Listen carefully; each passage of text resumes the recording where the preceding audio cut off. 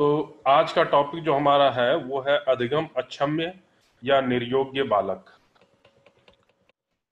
इसके संदर्भ में कुछ इस कथन को पढ़िए आप लोग कि क्लीमेट ने सन 1966 मीन्स 1966 में अधिगम अक्षमता से संबंधित 99 विशेषताओं की सूची प्रस्तुत की थी और इनमें से 9 विशेषताएं ऐसी हैं जो अधिगम अक्षम्य या निर्योग्य बालकों में अवश्य ही पाई जाती हैं, जो कि निम्नलिखित हैं। तो अधिगम अक्षम्य मतलब क्या होता है कि ऐसे बालक जिनमें अधिगम की क्षमता कम होती है, साधारण बालक से सीखने की क्षमता कम होती है। या निर्योग्य बालक वो बालक होते हैं जिनकी योग्यता साधारण या सामान्य स्तर के बालक से कम होती है। तो ऐसे बालक जिनमें अधिगम की क्षमता कम हो या योग्यता कम हो, तो क्लीमेंट ने 1966 में 99 ऐसी विशेषता बताया कि जो अधिगम अक्षम्य या निर्योग्य बालक की हो सकती है। तो उनमें से 9 जो मुख्यतः थे वो इस तरीके से हैं कि पहला है अति सक्रियता, कि अधिगम अक्षम्य बालक अति सक्रिय भी हो सकता है। हमेशा ये नहीं कह सकते कि अधिगम अक्षम्य बालक जो है वो कम सक्रिय होगा, ज्यादा सक्रिय भी हो सकता है। दूसरा है सांवेगिक अस्थिरता, मीन्स उसके अंदर संवेगों की अस्थिरता होगी, जैसे भय, क्रोध, मोह। तो ये सब जो संवेग होते हैं उनमें अस्थिरता होती है। तीसरा है प्रोत्साहन की कमी, मीन्स मोटिवेशन। अगर किसी बालक में प्रोत्साहन की कमी है तो भी उस बालक में सीखने की क्षमता साधारण बालकों के कंपैरिजन में कम होने लगती है धीरे धीरे। चौथा है विशिष्ट शैक्षिक समस्याएं। कुछ ऐसी समस्याएं होंगी, विशिष्ट होंगी, जिनके थ्रू बालक पढ़ने में, लिखने में साधारण बालकों के कंपैरिजन में कम आकलन करता होगा। जैसे आप लोगों ने नाम सुना होगा डिसलेक्सिया, डिस्प्रेक्सिया, डिसकैल्कुलिया, डिस्ग्राफिया। तो ये सब है कि विशिष्ट शैक्षिक समस्याएं। अगला है विद्युत तरंगों में असमरूपता, प्रत्याक्षिक गतिक अस्थिरता, सामान्य समन्वय का अभाव, स्मृति एवं चिंतन व्यवधानित और अध्ययन समस्या। तो इस तरीके से 9 विशेषताएं बताई गई जो अधिगम निर्योग्य या अधिगम अक्षम्य बालकों की होती हैं। तो हम आते हैं अगले पॉइंट पे। इतनी बात हमें समझ में आ गई कि अधिगम अक्षम्य बालक कौन से होते हैं जिनमें साधारण बालकों के कंपैरिजन में सीखने की क्षमता कम होती है, या निर्योग्य मतलब साधारण बालकों की तुलना में उनकी योग्यता कम होती है अधिगम में। अगला जो मेन पॉइंट है आपके सीटेड पॉइंट ऑफ व्यू से वो है समस्यात्मक बालक। तो समस्यात्मक बालक किसे कहते हैं? समस्यात्मक बालक वो होते हैं जो सामान्य बालकों से असाधारण रूप में भिन्न होते हैं।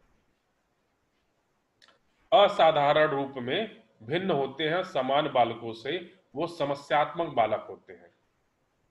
और इन बालकों का समायोजन परिवार, समाज तथा विद्यालय में नहीं हो पाता है।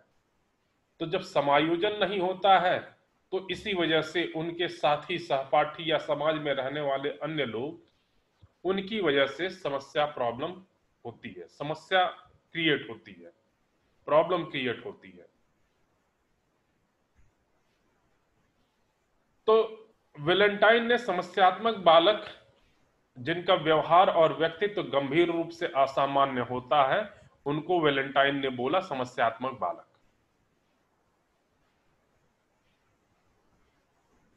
अब समस्यात्मक बालक में कुछ गुण होते हैं। वो गुण क्या है कि जिनका व्यवहार गंभीर रूप से असामान्य हो। जो सामान्य रूप से व्यवहार करते हैं वो तो सामान्य प्राणी है, लेकिन जो असामान्य रूप से व्यवहार करते हैं वो हमारे समस्यात्मक बालक होते हैं। दूसरा इंपॉर्टेंट पॉइंट है कि यह आवश्यक नहीं है कि समस्यात्मक बालक कक्षा में पिछड़े हों। इनकी मानसिक योग्यता औसत या औसत से अधिक कितनी भी हो सकती है।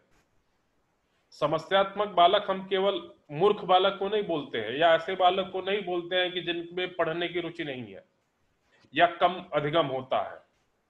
समस्यात्मक बालक हमारे औसत दर्जे के बालक से भी और अधिक योग्य हो सकते हैं। वो बालक भी समस्या उत्पन्न कर सकते हैं। जैसे कि टीचर ने कुछ क्वेश्चन दिया, तो जो तेज बच्चे होते हैं वो तुरंत क्वेश्चन सॉल्व करके दूसरों को डिस्टर्ब करने लगते हैं। जो सामान्य बालक है उस क्वेश्चन को सॉल्व करने के लिए अपने दिमाग का भरपूर उपयोग कर रहा है। लेकिन जो तेज बालक है, जिसको हम बोलते हैं कि जिनकी अधिगम क्षमता सामान्य विद्यार्थियों के कंपैरिजन में अधिक है, जैसे प्रतिभा वाले बच्चे या प्रतिभाशाली बच्चे, तो अगर उनमें समस्या उत्पन्न कर रहे हैं अनेक अन्य बालकों के लिए, तो भी वो समस्यात्मक बालक है। तो इस बात को ध्यान में रखिएगा, क्वेश्चन में ये पूछा जाएगा कि समस्यात्मक बालक वो बालक होते हैं जिनका अधिगम सामान्य बच्चों के कंपैरिजन में अधिक होता है। यह कथन सत्य है या असत्य है? तो आप लोग असत्य बोलेंगे, सॉरी सत्य बोलेंगे। क्यों से कि अधिगम कम भी हो सकता है और अधिगम ज्यादा भी हो सकता है। वो मंद बुद्धि वाले बालक भी हो सकते हैं, प्रखर बुद्धि वाले बालक भी हो सकते हैं, प्रतिभाशाली बुद्धि वाले बालक भी हो सकते हैं, अल्प मूढ़ जड़ बुद्धि वाले भी बालक हो सकते हैं। तो ये सारे बालक समस्यात्मक बालक हो सकते हैं, दोनों, सामान्य से ऊपर भी और सामान्य से नीचे भी। तीसरा है कि अपराधी बालक और समस्यात्मक बालक में अंतर होता है, ये भी इंपॉर्टेंट है। समस्यात्मक बालक और अपराधी बालक दोनों में अंतर होता है। और चौथा पॉइंट बोला कि प्रत्येक अपराधी बालक समस्यात्मक होता है। जो अपराधी बालक होगा, अपराधी बालक क्या, हम आगे पढ़ेंगे। अपराधी बालक मतलब ऐसे बालक जो अपराध करते हैं। तो कहा गया कि हर एक अपराधी बालक समस्यात्मक बालक होगा, लेकिन यह जरूरी नहीं है कि प्रत्येक समस्यात्मक बालक अपराधी हो। हर एक समस्यात्मक बालक अपराधी नहीं होता है, जबकि हर एक अपराधी बालक समस्यात्मक होता है। यह इंपॉर्टेंट पॉइंट आप लोग कंठस्थ कर लीजिए। और अगला है कि समस्यात्मक बालक की समस्या अस्थाई नहीं होती है, मतलब अस्थाई होती है, और उचित मार्गदर्शन एवं परामर्श से कुछ समय में इन समस्याओं को हम दूर कर सकते हैं। तो ये कुछ थे हमारे समस्यात्मक बालकों के बारे के बालक में विशेषताएं। अब है कि समस्यात्मक बालक कितने प्रकार के होते हैं। तो समस्यात्मक बालकों के प्रकार इस प्रकार हैं कि पहला, कक्षा में पढ़ाई के बीच बाधा करने वाले बच्चे भी समस्यात्मक बालक कहे जाते हैं। कार्य में असावधानी करने वाले बच्चे, मतलब किसी भी काम को सावधानी पूर्वक नहीं कर रहे हैं। बेचैनी प्रदर्शित करने वाले बच्चे, आप लोग अपने सहपाठियों में कुछ बच्चे ऐसे को देखा होगा जो बेचैन रहते हैं हमेशा किसी कार्य को लेकर के। 10 दिन बाद उस काम को करना है, लेकिन आज ही से बेचैनी छाई रहेगी कि अरे ये काम करना है, ये काम करना है, ये काम करना है। कानाफूसी करने वाले बालक, टीचर पढ़ाता रहेगा लेकिन दो बालक आपस में कानाफूसी करते रहेंगे, तो भी वो क्लास के लिए समस्या उत्पन्न कर रहे हैं। बेवकूफी करने वाले बच्चे, चिंतनहीन बच्चे जो चिंतन नहीं कर सकते हैं, किसी भी समस्या के बारे में चिंतन नहीं कर सकते हैं, ऐसे बालक भी समस्यात्मक बालक होते हैं। और अधिक कौतुक करने वाले बालक, मतलब जो बालक ज्यादा बोलते हैं, कौतुक मीन्स बातचीत करना, कौतूहल करना, तो ये बालक भी समस्या उत्पन्न करने वाले बालक होते हैं। तो इस तरीके से आप लोगों ने देखा कि समस्यात्मक बालकों के प्रकार कौन कौन से हैं। तो ये थे समस्यात्मक बालक। अब समस्यात्मक बालक में हमने आप लोगों को बताया था कि हर एक अपराधी बालक समस्यात्मक बालक है, लेकिन इसका उल्टा सही नहीं है कि हर एक समस्यात्मक बालक अपराधी हो। तो अपराधी बालक या बाल अपराध क्या होता है? तो साधारणतः यह कहा जाता है कि कोई बालक अगर अपराध कर रहा है तो वह अपराधी बालक है। अब बालक कौन सा होता है? बालक उसे कहते हैं जो बाल्यावस्था में होता है, मतलब 6 से 12 साल तक। तो अगर 6 से 12 साल तक कोई बच्चा अपराध कर रहा है तो उसे बाल अपराध की कैटेगरी में काउंट किया जाता है। बाल अपराध के लक्षण क्या क्या हैं? मतलब कोई बालक अपराधी बालक है तो उसके लक्षण क्या क्या हो सकते हैं? तो उनके लक्षण कुछ इस तरीके से दिए हुए हैं कि बाल अपराधी की शारीरिक संरचना सामान्य, गठीला शरीर, शक्तिशाली तथा निडर होते हैं। छोटे कद के होंगे, गठीला शरीर होगा और निडर रहेंगे, तो ये बाल अपराधी बालक के लक्षण हैं। दूसरा, वह स्वभाव से बेचैन, उग्र, बहिर्मुखी तथा विघटनकारी होते हैं। स्वभाव से बेचैन रहेंगे, उग्र बहिर्मुखी मतलब तेज उत्तेजनाओं वाले होंगे, किसी के प्रति रोष जल्दी से व्यक्त करेंगे तथा विघटनकारी होते हैं। तीसरा, इनका व्यक्तित्व अनैतिक, अत्यधिक संवेगशील, स्वार्थी तथा आत्म केंद्रित होता है। तो अपराधी बालक का व्यक्तित्व हमेशा कैसा होता है? आत्म केंद्रित, इंट्रोवर्ट, बाह्य केंद्रित नहीं होता, वो हमेशा अपने भले के बारे में सोचते हैं। चौथा, अदूरदर्शी तथा अपराध के परिणाम से अनभिज्ञ रहने वाले लोग। वो आज में जीते हैं, फ्यूचर में नहीं जीते हैं। इसने मुझे मारा तो मैं इसे आज ही मार दूंगा, उसके बाद जो होगा वो क्या होगा उसके बारे में चिंतन नहीं करते हैं। मतलब अदूरदर्शी होते हैं, जो दूर की नहीं सोचते हैं। पांचवा है, बाल अपराधी प्रायः सामान्य बालकों की अपेक्षा मनोस्नायु विकृति से पीड़ित होते हैं। मेंटल साइकोलॉजिकल इफेक्ट,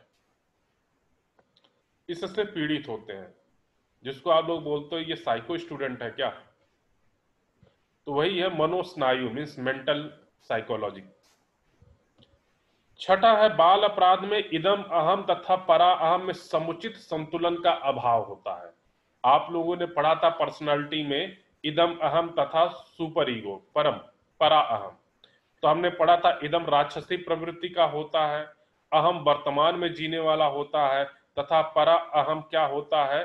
भगवान से तुलना की गई है, आदर्श व्यक्ति। तो अपराधी बालक में इदम अहम और पराहम में समुचित संतुलन नहीं हो पाता है। ठीक है, मतलब इनमें इदम की प्रवृत्ति ज्यादा हो सकती है, अहम और पराहम की कम हो सकती है, बैलेंस नहीं होता तीनों में।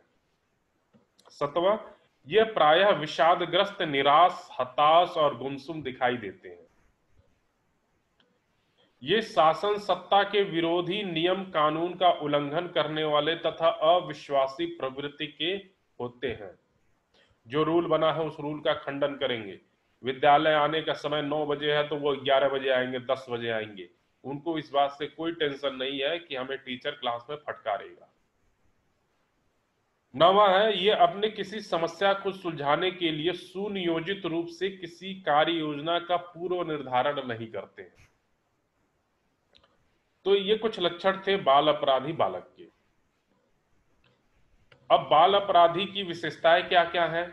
तो यूएसए के न्यूयॉर्क शहर में बाल न्यायालय अधिनियम में बाल अपराध की व्यवहारिक विशेषताओं का उल्लेख इस प्रकार किया गया, और वो क्या क्या थे?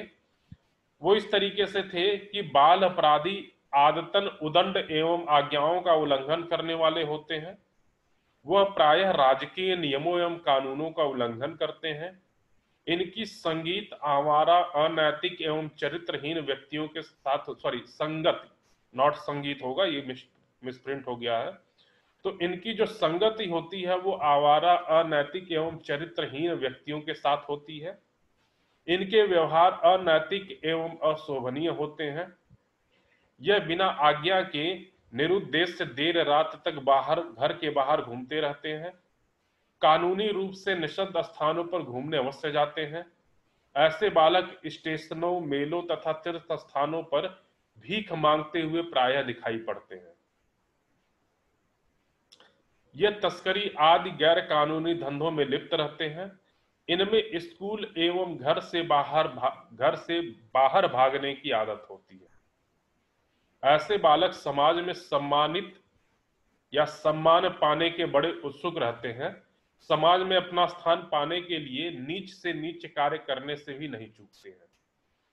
तो ये यूएसए के न्यूयॉर्क में कुछ पॉइंट दिए थे बाल अपराध अधिनियम के तहत कि बाल अपराधी बालकों की विशेषताएं क्या क्या होनी चाहिए। तो ये सारे बाल अपराधी बालकों की या बालक अपराधी की विशेषताएं हैं।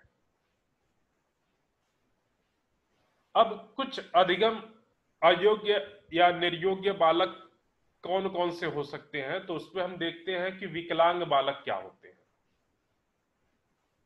तो आप लोगों को पता ही है कि विकलांग बालक, हम जब भी बोला जाता तो हमारे दिमाग में बस एक ही चीज चलता है कि उसका हाथ पैर काम नहीं कर रहा होगा सामान्य तरीके से, तो वो बालक विकलांग है। तो उसमें एक तथ्य और जोड़ लीजिएगा कि विकलांग केवल फिजिकल नहीं होता, शारीरिक रूप से ही विकलांगता केवल विकलांगता नहीं है, मानसिक रूप से भी विकलांगता विकलांगता की कैटेगरी में आता है। तो विकलांग बालक में शारीरिक एवं मानसिक या संवेगिक रूप में कमियां पाई जाती हैं, जिस कारण ये बालक सामान्य बालकों की तुलना में पिछड़े होते हैं या पिछड़ जाते हैं। विकलांग शिक्षार्थियों की शिक्षा का उद्देश्य उन्हें व्यक्तिगत, सामाजिक एवं व्यावसायिक रूप से जीवन में समायोजन सिखाना होता है। इन बालकों के लिए इनकी आवश्यकता अनुसार शिक्षण प्रक्रिया होने से इन्हें सिखाने में काफी मदद मिल सकती है। जैसे कोई बालक अंधा है तो आप लोगों को पता है उसे शिक्षण प्रक्रिया में ब्रेल लिपि का यूज करना पड़ेगा। कोई बालक अगर गूंगा है, बोल नहीं सकता है, कोई बालक अगर सुन नहीं सकता है, तो उसे ऐसी शिक्षण पद्धति में डालना पड़ेगा जो मूक बाधिरों की शिक्षण पद्धति से मैच करता हो। कोई बालक अगर चलने में असमर्थ है तो उसे ट्राई साइकिल दे करके हम एक स्थान से दूसरे स्थान तक, मतलब घर से विद्यालय तक जाने के लिए व्यवस्था कर सकते हैं। तो अगर उनकी समुचित आवश्यकताओं की अगर हम पूर्ति करें तो उन्हें शिक्षण अधिगम की प्रक्रिया को सही करने में काफी मदद मिल सकती है, या शिक्षण प्रक्रिया गंभीर रूप से सीख सकते हैं जो विकलांग बालक है। सो अगला पॉइंट देखते हैं कि गंभीर अवस्थाओं को छोड़कर साधारणतः विकलांग शिक्षार्थियों की योग्यता सामान्य औसत बालकों जैसी ही होती है। ठीक है, अगर कोई लंगड़ा है तो उसकी मेंटल एबिलिटी पे कोई फर्क नहीं पड़ रहा है, किसी का आंख काम नहीं कर रहा तो उसकी मेंटल एबिलिटी पे कोई फर्क नहीं पड़ रहा, वो सामान्य बालकों की तरीके से सोच सकता है। इसलिए कहा गया गंभीर अवस्थाओं को छोड़कर, अगर मानसिक प्रॉब्लम नहीं है तो वो साधारण बालक की तुलना में उसी के बराबर होगा। क्रो एंड क्रो कहते हैं कि ऐसे बालक जिनमें ऐसा शारीरिक दोष होता है जो किसी भी रूप में उसे साधारण क्रियाओं में भाग लेने से रोकता है या सीमित करता है, ऐसे बालक को हम विकलांग बालक कहते हैं। और एडलर ने कहा एक बालक जो शारीरिक दोष से ग्रस्त है उसमें हीनता की भावना उत्पन्न हो जाती है। इस प्रकार की भावना से बालक को थोड़ी सी संतुष्टि और प्रसन्नता मिलती है, वह इसकी क्षतिपूर्ति प्रतिष्ठा, श्रेष्ठता या प्रसिद्धि प्राप्त करके करना चाहता है। मतलब अगर क्लास में कोई विकलांग बालक है तो वो अपेक्षा का शिकार होता है, मतलब हीन भावना का शिकार होता है, तो इसकी पूर्ति के लिए वो सोचता है कि मैं क्लास में टॉपर रहूं। तो इन सबसे उसको संतुष्टि प्राप्त होती है जो इसके शारीरिक दोषों के कारण होता है। अगर शारीरिक दोष है उसके अंदर तो वो अपने मेंटल एबिलिटी को इतना स्ट्रांग कर लेगा जिसके कारण उसकी हीन भावना को ठेस ना पहुंचे।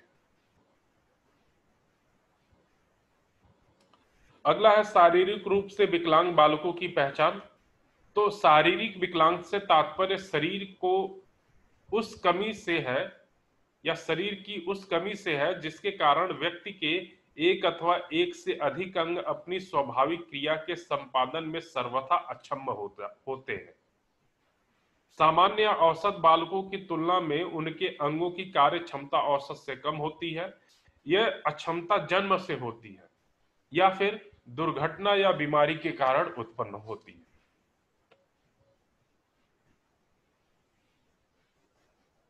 अब है कि शारीरिक रूप से विकलांगता के प्रकार।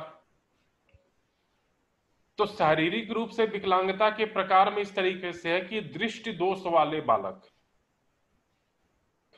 तो जिनमें दृष्टि दोष हो यानी कि या पूर्ण रूप से अंधा हो या आंशिक रूप से अंधा हो, तो उन बालकों को हम दृष्टि दोष वाले बालक कहते हैं।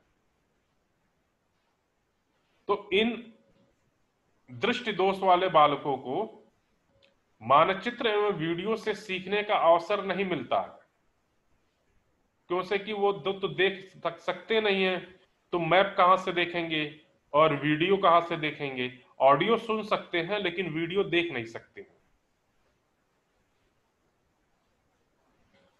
और ऐसे बालकों के कान नाक आदि सामान्य ढंग से कार्य नहीं करते हैं। इनकी शिक्षण योग्यता सामान्य बालकों के समान होती है। इनमें दूसरों के व्यवहार के अनुकरण करने की संभावना सीमित होती है। क्यों सीमित होती है? कि वो दूसरे के व्यवहार को देख नहीं सकते हैं, तो अनुकरण कहां से करेंगे।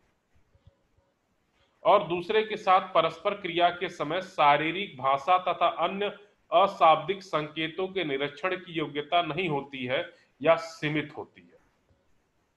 पूर्ण अंधापन जन्मजात होता है तथा आंशिक अंधापन जन्म के बाद धीरे धीरे होता है, इसलिए आप लोग चश्मा लगाते हैं। उन्हें पढ़ने के लिए सहायक सामग्री की आवश्यकता पड़ती है तथा पढ़ने के लिए ब्रेल लिपि सार्थक होती है, जो देख नहीं सकते हैं। अब ब्रेल लिपि के बारे में हमने पहले ही पढ़ लिया है कि ब्रेल लिपि में 6 बिंदु होते हैं। उन्हीं 6 बिंदुओं से सारे अक्षर, सारे नंबर हम लिखते हैं। इस प्रकार से आंशिक अंधेपन से ग्रस्त बालक बड़े अक्षरों वाली छपाई की पुस्तक या आवर्धक लेंस की सहायता से पढ़ सकते हैं। आवर्धक मतलब उत्तल लेंस या अवतल लेंस। अगर दूर दृष्टि दोष होती है तो उत्तल लेंस, निकट दृष्टि दोष होता है तो अवतल लेंस का चश्मा बनवाना पड़ता है। अब दृष्टि दोष वाले बालकों की पहचान कैसे करेंगे? तो दृष्टि दोष वाले बालकों की पहचान आंखों की बनावट में दोष होना। जिन बालकों की आंखों में बनावट में दोष होगा वो दृष्टि दोष वाले बालक कहलाएंगे। आंखों को बार बार मलते हैं, आंखों को बराबर लाल रहता है, आंखों में लालीपन छाया रहता है हमेशा, वस्तुओं को बहुत निकट लाकर देखते हैं, ब्लैक बोर्ड पर लिखे लेखन को पढ़ने में मुश्किलता का अनुभव करते हैं या उन्हें मुश्किल होता है, और आंखों से पानी बहना एवं भयंकपन का शिकार होना। भयंकपन मतलब कि जैसे आप लोग आंखों की पुतलियां होती हैं, तो आप किसी वस्तु को देख रहे हैं तो सामने वाला बता देगा कि हाँ भाई आप वस्तु को देख रहे हैं, लेकिन जो भयंकपन होता है वो आप सामने है, आपको देखेगा लेकिन उसकी पुतलियां तिरछी होंगी। मतलब आपको ऐसा लगेगा कि वो किसी दूसरी चीज को देख रहा है, लेकिन वो आप ही को देखता रहेगा। आप लोग सामान्य तौर से देख सकते हैं, ये सारी चीजें कई कई बालकों में होती हैं। अगला है श्रवण एवं बाड़ी दोष वाले बालक। तो श्रवण एवं बाड़ी दोष मतलब सुनने की क्रिया शिक्षार्थी के अधिगम के सामान्य नहीं होती है। मतलब जिनमें सुनने की क्षमता या बोलने की क्षमता कम होती है या ना के बराबर होती है, वह श्रवण एवं बाड़ी दोष वाले बालक होते हैं। श्रवण संबंधी समस्याएं शिक्षार्थियों की सीखने की क्षमता को प्रभावित करती हैं और वाणी दोष श्रवण समस्याओं के कारण भी उत्पन्न हो सकते हैं। क्यों होते हैं? कि अगर मैं बोलूं क ख ख, ग, घ। जब आप सुनेंगे तभी तो बोलेंगे। मैं बोल रहा हूं, आपको सुनाई नहीं दे रहा है, तो मैं क्या बोलूंगा? मैं आपसे प्रश्न पूछ रहा हूं, लेकिन आपके श्रवण दोष से आप सुन ही नहीं पा रहे हैं, तो उसका उत्तर कैसे देंगे? इसीलिए श्रवण दोष के कारण ही वाणी दोष होता है। और आप लोगों को पता है कि श्रवण शक्तियों का मापन विशेष यंत्रों द्वारा किया जाता है। जिस तरीके से दृष्टि मापन डायप्टर से किया जाता है, उसी डायप्टर डायप्टर मात्रक है कि आपको एक डायप्टर, दो डायप्टर, 0.5 डायप्टर, 3 डायप्टर का चश्मा लग रहा है, तो वो दृष्टि दोष मापने के लिए मात्रक है। तो उसी तरीके से श्रवण दोष को मापने के लिए विभिन्न यंत्रों का यूज किया जाता है। और मापते किसमें है? डेसिबल में। श्रवण दोष के मापने का मात्रक क्या है? डेसिबल। तो श्रवण शक्ति में मंद दोष 20 से 30 डेसिबल, डीबी मतलब डेसिबल, या सीमांत दोष 30 से 40 डेसिबल। सामान्य जो होता है वो 40 से 60 डेसिबल वाला होता है। गंभीर दोष जो होता है वो 60 से 70 डेसिबल वाला होता है। और बहुत ही गंभीर 70 से ऊपर जो होगा, 70 डेसिबल या 75 डेसिबल से जो ऊपर होगा, वो हमारा गहन दोष के कैटेगरी में आएगा। तो सामान्य 40 से 60 डेसिबल होता है। 40 से नीचे या 60 से ऊपर डेसिबल में अगर किसी को सुनाई दे रहा है, तो वो हमारे श्रवण दोष वाले व्यक्ति या बालक होते हैं।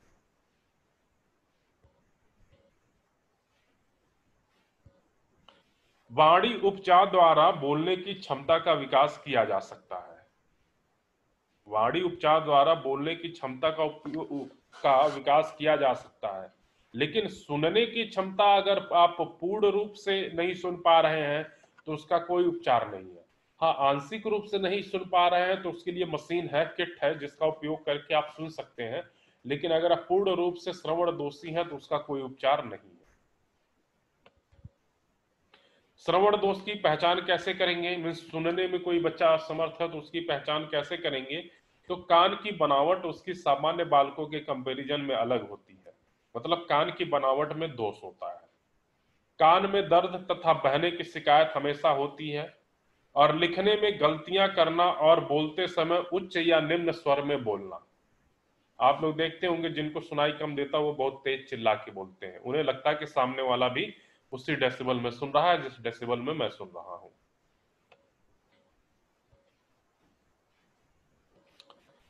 श्रवण दोष वाले मीन्स जो व्यक्ति सुन नहीं सकते हैं, उनकी शिक्षा कैसे की जाती है, शिक्षा व्यवस्था कैसे की जाती है? तो श्रवण दोष वाले शिक्षार्थियों को शिक्षक के निकट बैठाना चाहिए ताकि वो पाठ सुनने में सक्षम हो सके। बहुत बार क्वेश्चन आया हुआ है ये सीटेट में, अगर किसी बालक में श्रवण दोष की समस्या है, तो आप उस बालक को क्लास में कहाँ बैठाएंगे? एकदम कोने में, सामान्य बालकों से अलग, टीचर के या अध्यापक के समीप, या फिर किसी भी स्थान पर? तो आप लोग हमेशा ध्यान में रखिएगा कि श्रवण दोष वाले बालकों को टीचर मीन शिक्षक के पास बिठाना चाहिए। दूसरा है, ऐसे शिक्षार्थियों को ध्यान में रखते हुए शिक्षक को बोलते समय अपनी ध्वनि ऊंची करनी चाहिए। अगर उसे पता है कि मेरे क्लास में कुछ श्रवण दोष वाले बालक हैं, तो उस टीचर को बोलने में उच्च तारत्व अपनाना चाहिए, मीन्स ध्वनि ऊंची करके बोलना चाहिए। तीसरा पॉइंट कि शिक्षार्थियों को तीव्र गति से बोलने से रोकना चाहिए और अस्पष्ट स्वर में बोलने का अभ्यास कराना चाहिए। कुछ बालक बहुत हड़बड़ी में बोलते हैं, तो उन्हें ऐसा करने से रोकना चाहिए और अस्पष्ट ध्वनियों में उनसे बोलने के लिए कहना चाहिए, अभ्यास करवाना चाहिए। अगला है, शिक्षार्थी होठों की गति को देखकर सुनने की चेष्टा करता है, इसीलिए उन्हें ऐसे शिक्षार्थियों को संबोधित करते समय धीमी गति से उच्चारण करना चाहिए। जो बालक सुनने में असमर्थ होता वो क्या करता? आपकी लिप्स की रीडिंग करता, ओठ की रीडिंग करता है। तो अगर आपके क्लास में कुछ बालक ऐसे हैं, तो आपको धीरे धीरे बोलना चाहिए, आवाज कम नहीं करनी चाहिए। तारत तो आपका ऊंचा रहना चाहिए, लेकिन बोलने की गति धीरे धीरे होनी चाहिए। अगला है, शिक्षार्थियों को परस्पर क्रिया प्रतिक्रिया करके सीखने के लिए उत्साहित करना चाहिए, मतलब एक्टिव पार्टिसिपेंट्स बनाना चाहिए। आप क्वेश्चन पूछें वो उसका उत्तर दे, तो यही हुआ क्रिया प्रतिक्रिया, एक्शन का रिएक्शन। तो शिक्षार्थियों को परस्पर क्रिया प्रतिक्रिया करके सीखने के लिए उत्साहित करना चाहिए। और अगला है, शिक्षण में सहायक सामग्री के 3 आयाम वाले प्रारूपों का उपयोग करना चाहिए। सहायक सामग्री के 3 आयाम कौन कौन से हैं? बोलना, सुनना, लिखना। 3 ज्ञानेंद्रियां काम कर रही हैं। आंख से देख रहे हैं, कान से आंख से देख रहे हैं, कान से सुन रहे हैं और हाथ से लिख रहे हैं। तो इसलिए कहा जाता है कि अगर आप वन में पढ़ रहे हैं तो आपकी 1 ज्ञानेंद्रिया काम कर रही हैं, आप बोल बोल के पढ़ रहे हैं तो 2 ज्ञानेंद्रियां काम कर रही हैं, आप बोल के लिख रहे हैं और उसको सुन रहे हैं तो 3 ज्ञानेंद्रियां काम कर रही हैं। इसलिए कहा जाता है कि आप लोग जो एक बार बोल करके लिखते हुए सुनते हैं वो हमेशा कंठस्थ रहता है, और जो मन में पढ़ेंगे उसमें केवल 1 ही ज्ञानेंद्रिय काम करेगी, क्योंकि सुन नहीं पा रहे हैं, आप लिख नहीं पा रहे हैं, केवल मन में पढ़ रहे हैं। तो इसका अधिगम का प्रभाव सबसे कम होता है और सबसे ज्यादा अधिगम होता है अगर मैं बोल के लिख रहा हूं और उसको सुन रहा हूं। तो ये थे हमारे श्रवण बाधित वाले बालकों के दोष में जो होता है श्रवण बालक में, उन बालकों के या उन शिक्षार्थियों की शिक्षा व्यवस्था किस तरीके से होनी चाहिए।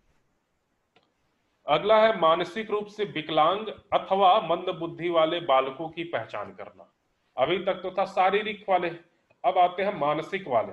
तो मानसिक रूप से विकलांग अथवा मंद बुद्धि वाले बालकों की पहचान किस तरीके से करते हैं? तो मानसिक मंदता एक ऋणात्मक संकल्पना है, धनात्मक नहीं है, ऋणात्मक है। शारीरिक भी ऋणात्मक है, मानसिक भी ऋणात्मक संकल्पना है। मानसिक रूप से मंद बालक घर, समाज तथा विद्यालय का कार्य नहीं कर पाते हैं। और निम्न पॉइंट के द्वारा मानसिक मंदता की पहचान की जाती है, और वो पॉइंट क्या क्या है? बालक सामाजिक परिस्थितियों के साथ समायोजन नहीं कर पाते हैं, बालक अपने साथियों के साथ मित्रवत व्यवहार नहीं कर पाते हैं, व्यवहारिक तथा वातावरण संबंधी कारणों से उनका मानसिक विकास नहीं हो पाता है, बालक उतना कार्य नहीं कर पाता है जितना उसकी आयु वर्ग वाले बालकों से आशा की जाती है, विशेष शारीरिक दोष के कारण वो सामान्य कार्य नहीं कर पाते हैं, बालक में कुछ ऐसा दोष होता है जिन्हें परिष्कृत नहीं किया जा सकता है। तो मानसिक रूप से विकलांग बालक उसे कहते हैं जिनकी जिनकी जो हम आईक्यू लेवल मापने के लिए एक फॉर्मूला पढ़े थे, मानसिक आयु शारीरिक आयु, मानसिक आयु बटे शारीरिक आयु गुणे 100। तो ऐसे बच्चे जिनकी शारीरिक आयु सामान्य बच्चों के कंपैरिजन में उन्हीं के बराबर है, लेकिन मानसिक आयु उनके कंपैरिजन में बहुत कम है, ऐसे बच्चों को मानसिक रूप से विकलांग बालक कहते हैं। जैसे आपने लोगों ने मूवी देखा होगा कोई मिल गया, तो ऋतिक रोशन शुरुआत में मानसिक रूप से विकलांग बालक था, शरीर का विकास हुआ था लेकिन उसकी मेंटल एबिलिटी का विकास नहीं हुआ था, मतलब मानसिक रूप से विकलांग बालक थे उसमें। तो मानसिक रूप से विकलांग बालक वाले शिक्षार्थियों की शिक्षा व्यवस्था किस तरीके से करनी चाहिए? तो ऐसे शिक्षार्थियों को मूर्त अथवा सजीव उदाहरण से पढ़ाया जाना चाहिए। जो उदाहरण देना चाहिए वो मूर्त होना चाहिए, मतलब दिखाई देना चाहिए, कभी अमूर्त एग्जाम्पल को लेकर के नहीं चलना चाहिए, हमेशा दिखाई देने वाले एग्जाम्पल को लेकर के चलना चाहिए। दूसरा है, सामान्य शिक्षार्थियों की अपेक्षा मंद बुद्धि वाले शिक्षार्थियों को पुनरावृत्ति एवं अभ्यास का अधिक आवश्यकता पड़ती है। सामान्य बच्चे एक बार पढ़ लेंगे, 2 बार रिवीजन कर लेंगे, हो जाएगा, समझ में आ जाएगा। लेकिन जो मानसिक रूप से विकलांग है या जिनकी मेंटल एबिलिटी कम है, उनको रिपीटेशन मींस पुनरावृत्ति बार बार करनी पड़ेगी, तभी उसका ज्ञान अस्थायी ज्ञान हो सकता है। तीसरा, सिखाने वाले पाठ को छोटे छोटे उदाहरणों में प्रस्तुत करना चाहिए। अगर हम छोटे छोटे उदाहरण में प्रस्तुत करेंगे तो वो उनको समझने में आसानी होगी। इसलिए कहा जाता है कि बाल्यावस्था में बालकों की पढ़ाई छोटे छोटे उदाहरणों में तोड़ करके करानी चाहिए, या छोटे छोटे पार्ट में कराना चाहिए, कभी एक साथ पूरा बल्क अमाउंट में नहीं देना चाहिए। बिना हासिल वाला जोड़ पहले बताना चाहिए, पहले दो नंबर का जोड़ बताना चाहिए, फिर दो संख्याओं का जोड़ बताना चाहिए, फिर हासिल वाले जोड़ बताने चाहिए। तो छोटे छोटे मीन्स उदाहरण, छोटे छोटे उदाहरण को लेकर के बताना चाहिए। और मंद बुद्धि वाले शिक्षार्थियों को सीखने के लिए प्रेरित करने हैं तो उनसे कठिन प्रश्न पूछने की बजाय सरल प्रश्न पूछें, और जब वो सरल प्रश्न का उत्तर दे दे तो उसको मोटिवेट करें। जब आप मोटिवेट करेंगे तो उसके अंदर कॉन्फिडेंस बिल्डअप होगा और धीरे धीरे वो कठिन प्रश्नों का उत्तर देने के लिए अग्रसर होगा। अगला है कि ऐसे विद्यार्थियों के लिए संप्रेषण कौशल का प्रशिक्षण भी होना चाहिए। कम्युनिकेशन, संप्रेषण मीन्स कम्युनिकेशन मीन्स बातचीत करने की कौशल। तो ऐसे विद्यार्थियों में बातचीत करने के कौशल को विकसित करने के लिए भी ट्रेनिंग होनी चाहिए, कि वो मानसिक रूप से सामान्य बालक नहीं है। सामान्य बालक में तो संप्रेषण कौशल होता है, कम्युनिकेशन होता है, बातचीत करने की कैपेबिलिटी होती है, लेकिन जो मानसिक रूप से विकलांग बालक होंगे उनके अंदर ये कैपेबिलिटी नहीं है। अगला है अधिगम अक्षमता के प्रकार, तो जिसमें डिसलेक्सिया, डिस्ग्राफिया, डिस्थीमिया, डिस्कैल्कुलिया ये सब होते हैं। यह हम कल वाले अगले लेक्चर में पढ़ेंगे कल।